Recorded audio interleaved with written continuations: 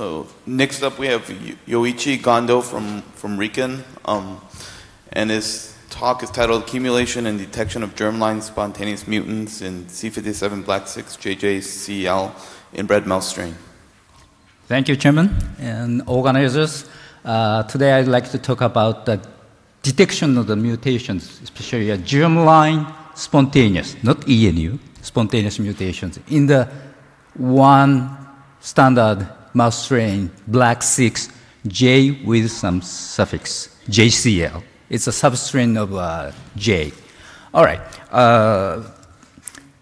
Lately, next generation sequencer or new generation, whatever you call, allow us to estimate this kind of mutation rate in various species. In the mouse last year, Uchimura and his colleague published mutation rate in the mouse.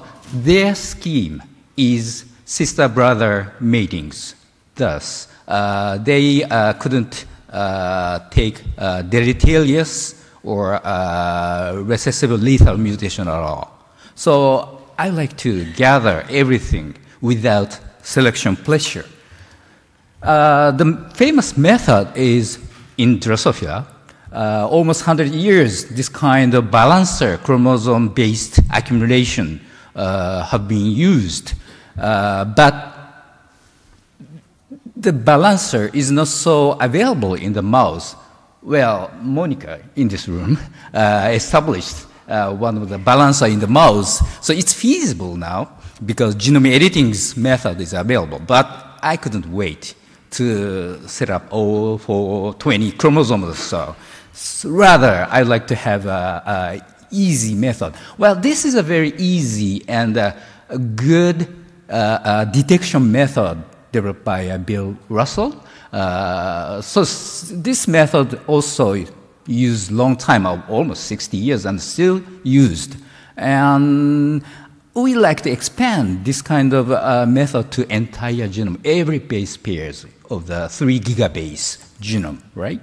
And this is a conventional current method using trio, shown as here. So parent versus kids. Whole genome sequence gives this kind of number. Of course, it's based comparison to the reference genomic sequences in the mouse or human or other species. And we assume there is some differences from reference even in the parental genome, right? So on average, we assume, well, several assumptions I made.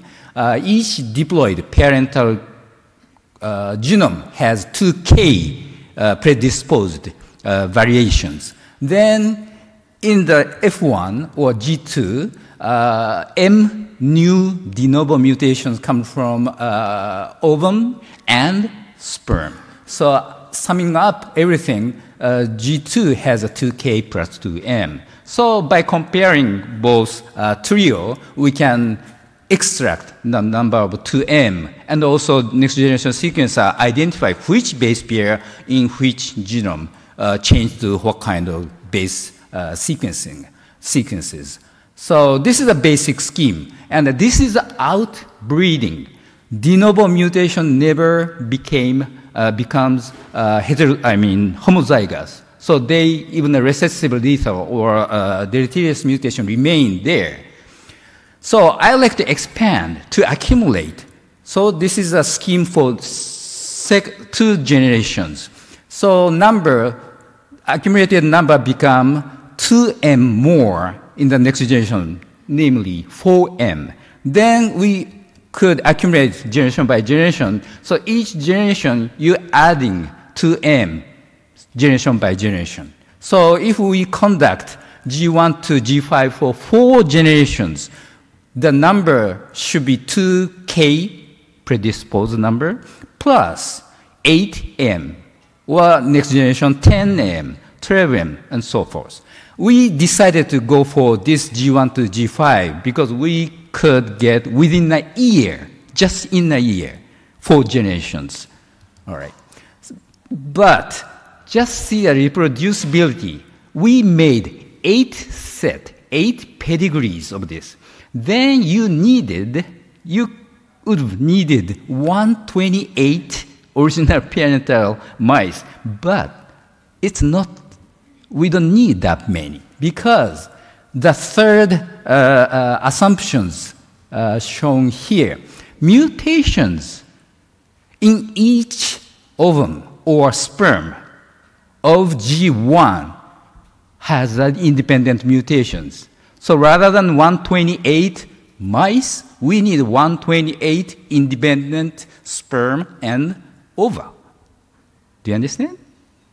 But just so, in theory, we could start from just one pair if we have this many G2s. But it's not practical, and we like to also assess the population structure of the G1. So we decided to start from about 30, actually 29 mice of 12 set matings, some trio matings, some duo matings.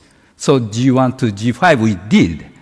Then we conducted conventional detection by whole genome sequencing, high-sec, Illumina reading. Briefly, this is the coverage of 8 G5 mice. On average, 57.31. It's pretty good, isn't it? Then, how to detect? It's also conventional, some tool-based calling. And also, we eliminated to have secure data. If any of G5 data didn't cover 20-fold reading depth, we eliminated from the candidates, all right? So all the 8, if they read more than 20 times or more, then we picked as a good candidate. And the final number we obtained from 8 pedigree or 8 G5 females, 11, almost 12,000 candidate. All right. But that has parent, G1 originated, predisposed. So 2K must be included in here. So we have to validate or distinguish where they are from. So once we have a candidate, we can trace back to any of the, so we keep all the genomes, all the parts of the tails or bodies so that we can extract genomic DNA from all of the member of these 8 pedigrees. Then this is a kind of example of 12,000 candidate. 4,601 showed this kind of call. So alternative homozygous identical call among all the 8 females. That are fixed SNPs between these 2 strains, J and JCL. They are branched in 1989. Well, I have to correct my abstract, actually. I thought we isolated the DNA 2014 after this divergence, so 25 years times 2. So this is a number during the 50 years genetic distance. But actually, this reference sequence, well, at that time, not the MM10, MM4 or whatever, the first. So summing this time scale, it must be 36 years. All right, not 50 years written as in my abstract. Anyway, the goal is to identify de novo mutation rather than fixed SNPs. So this is complete outbreeding scheme. So any de novo mutation should appear like this. Only one G8 female shows heterozygous alternative call, but others must be homozygous references because in this scale, we never get identical same mutation independently twice.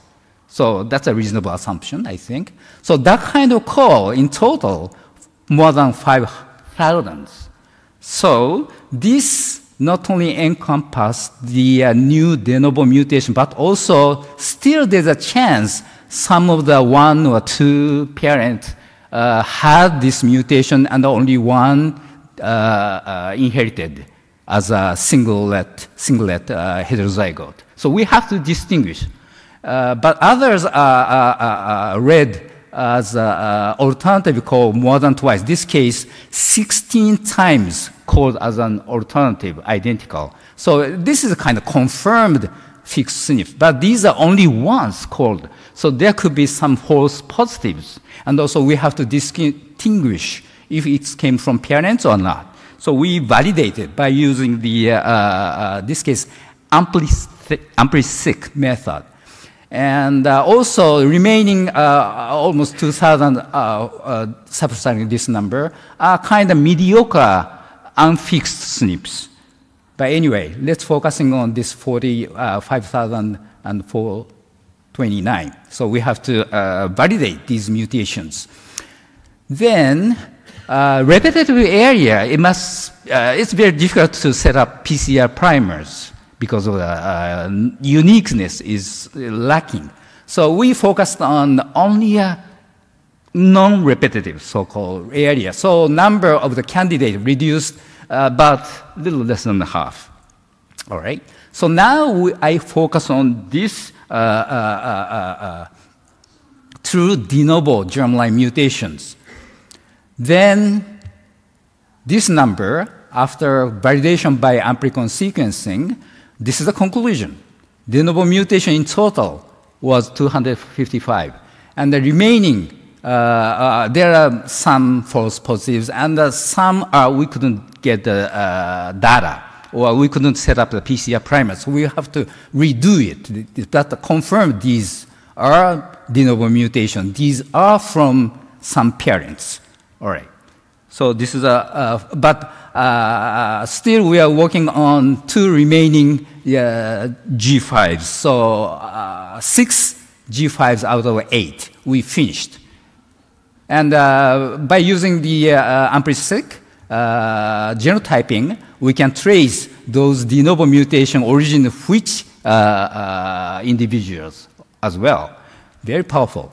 And also, we know the sequence differences, what base substitution occurred. So we can analyze this kind of spectrum. So it's very different from ENU spectrum. As you see, spontaneous mutation 3/4 targeting GC pairs compared to 3/4 to AT pairs. And the caveat of this method is we know the direction which base pair changed to what. Fixed SNPs, we couldn't distinguish because we usually don't know the ancestral base pair, what they are. Anyway, so long story short, calculating from this number, de novo mutation rate per non-repetitive gamete is 5.31 per generation so far. We conclude after finishing all the 8. And also predisposed and fixed, unfixed, or newly arisen SNPs in sum 251.7 per haploid of non-repetitive sequences. All right, this is a kind of conclusion I come up with, and the summary. It worked. Under this method, we don't use any balancer or any specific loci. So applicable to any species. Then whole genome sequencing worked very well. And quick genotyping. We also use mass array, but we prefer ampli-seq because it gives digital data. So we could get more information from ampli-seq. Also, we could distinguish de novo versus parent G1 originated very well.